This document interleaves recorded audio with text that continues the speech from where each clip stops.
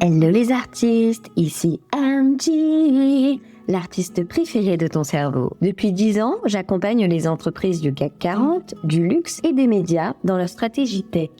Là-bas, j'ai découvert l'art invisible. Comment atteindre les sommets, ce que désire notre ambition, tout en gardant le pouvoir de son mental et surtout la sérénité. Aujourd'hui, je te transmets ce que j'ai appris auprès des plus grands pour que toi, artiste, tu crées sans t'épuiser, performes sans te trahir et libères toute la puissance de ton art. Prends une grande inspiration, on entre dans les coulisses de ta création.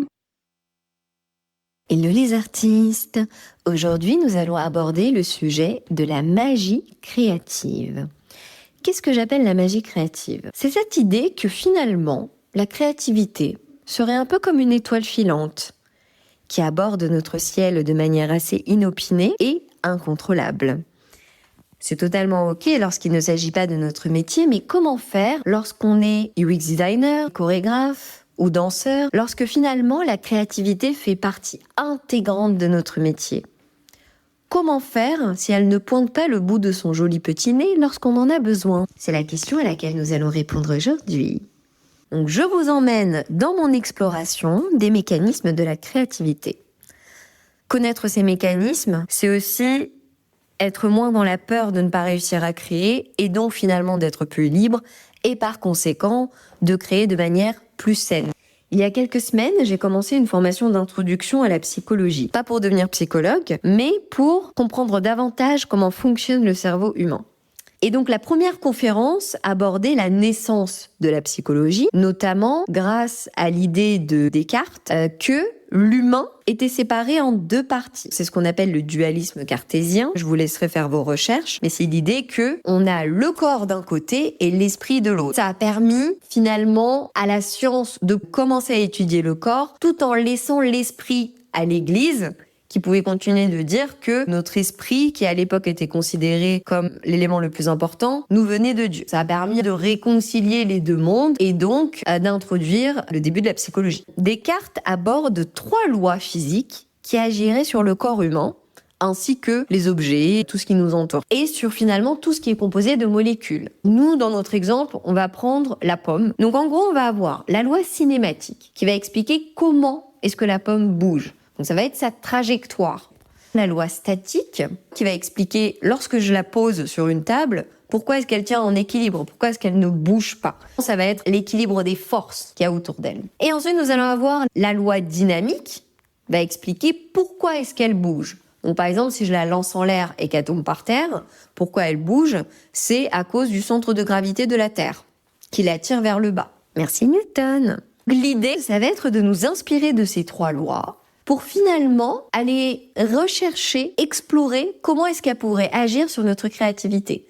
Si elles agissent sur le corps humain, sur nos molécules, finalement c'est ce qui fait que notre esprit bouge, la créativité fait partie de l'esprit, on peut finalement supposer que ces lois physiques s'appliquent aussi à la créativité. On est dans un épisode hyper exploratoire. Let's go! Prenez votre petit carnet et un stylo. Nous allons faire notre exploration. On va aller regarder comment est-ce que ces 3 lois physiques agissent sur la créativité. Donc on va répondre à plusieurs petites questions et à la fin de l'épisode, vous aurez une idée de votre pattern créatif, ce qui vous permettrait de créer de manière régulière si vous respectez différentes variables. On va commencer par la loi cinématique. Donc là, notamment, nous allons observer le mouvement de votre créativité, c'est-à-dire où et comment est-ce qu'elle s'éveille ? Est-ce que ça va être le matin ? Moi, je sais que c'est le matin. D'ailleurs, là, il est très exactement 6h54. Je me suis réveillée depuis un petit moment. Et c'est vraiment mon sweet spot. Le moment où je vais avoir plein d'idées qui bouillonnent, je vais avoir envie de créer, de mettre en forme mes idées. Ça m'arrive aussi parfois le soir, mais bon, je me retrouve à m'endormir à 2h du mat et pas à réussir à me réveiller le lendemain. L'idée aussi, après, c'est, si vous avez plusieurs moments comme ça, c'est de choisir celui qui est le plus adapté à votre mode de vie. Donc ça, c'est cool. Mais voilà, déjà, nous répondre à cette première question de où et quand, finalement, votre créativité s'éveille. Quel est le moment le plus opportun ? Ensuite, la loi numéro 2, ça va être la loi statique. Donc, qu'est-ce qui maintient votre créativité en équilibre ? Alors ici, pour moi, il y a un triptyque magique. L'environnement, l'énergie, le temps. Dans quel environnement est-ce que vous êtes? Est-ce que vous êtes dans un environnement sain? Est-ce que vous êtes entouré de bonnes personnes? Donc finalement, c'est l'équilibre de vie aussi, l'équilibre créatif. Votre énergie. Est-ce que vous avez assez d'énergie en ce moment? Ou est-ce que vous avez donné trop d'énergie autour de vous? Est-ce que vous vous sentez épuisé? Et si vous vous sentez épuisé, qu'est-ce qui est venu voler votre énergie dernièrement? Ou qu'est-ce que vous avez offert finalement? Et ce n'est pas grave. Il y a des moments, c'est comme ça. On donne de l'énergie, mais il faut être capable en fait de l'identifier pour ensuite ne pas culpabiliser quand on n'arrive pas à créer. En fait, c'est tout simplement parce qu'on n'a pas d'énergie. Parfois, on se pose beaucoup de questions, alors que finalement, c'est juste qu'on est fatigué, c'est juste qu'on a beaucoup trop sociabilisé peut-être pour notre goût, ou pas assez, ça dépend des personnes. Et du coup, on va plus avoir l'énergie de créer. Donc, c'est pas que on n'a plus d'inspiration, que notre créativité est morte, pas du tout. C'est juste que en ce moment, on n'est pas dans le bon état pour créer parce que on n'a plus l'énergie. Et ensuite, le temps. Est-ce que vous avez assez de temps dans votre journée pour que finalement vos idées émergent et finissent par devenir une création? Est-ce que votre cerveau a le temps d'effectuer cette action dans la journée? Si vous êtes en ébullition constante, forcément, il n'y aura plus d'espace pour réussir à créer. Et ça, je l'observe notamment chez les personnes qui vont se frustrer de ne pas y arriver aussi bien que les artistes dont c'est le métier principal. Finalement, vous êtes assez injuste envers vous-même parce que lorsqu'on est en full-time artiste, on peut dédier une partie de sa journée à cet aspect créatif. Si finalement la partie artistique arrive en second plan, vous n'aurez pas le même temps pour créer. Après, je ne dis pas que c'est impossible. Vous pouvez trouver ce temps, bien évidemment. Mais c'est important de ne pas commencer à se comparer et d'être conscient que, on peut pas tout faire. On ne peut pas tout faire. Il faut savoir choisir aussi ses priorités. Donc, on exite la culpabilité et puis c'est tout à fait envisageable aussi de prendre des jours de congé pour se dédier spécifiquement à sa part artistique. On n'est pas obligé de prendre des congés que pour partir en vacances à Bali ou je ne sais où. On peut très bien prendre du temps pour explorer une autre partie de soi et notamment cette partie artistique. Si vraiment c'est essentiel pour vous, prenez des jours de congé, prenez des jours off, prenez ce temps pour laisser les idées émerger. Il y a aussi un petit manque d'humilité dans le fait de penser qu'on peut créer aussi bien qu'une personne qui fait ça toute la journée. Je dis pas que c'est impossible, encore une fois, on a tous des capacités différentes, mais voilà, il faut avoir un peu de recul par rapport à ça et se dire que, cette personne-là, elle y consacre 100% de son temps, quoi. C'est trouver le bon équilibre pour nous. Si ça prend une grande partie de votre temps, est-ce que finalement il ne faut pas revoir aussi votre vie professionnelle, la réduire un petit peu, sans forcément tout changer du jour au lendemain. Donc je vous renvoie à mon épisode sur l'ikigai, le tout premier épisode. Et enfin la dernière loi, loi numéro 3, la loi dynamique, c'est pourquoi est-ce que votre créativité bouge? Ici, ça va être d'aller chercher tout ce qui vous stimule. Qu'est-ce qui fait que vous avez des idées?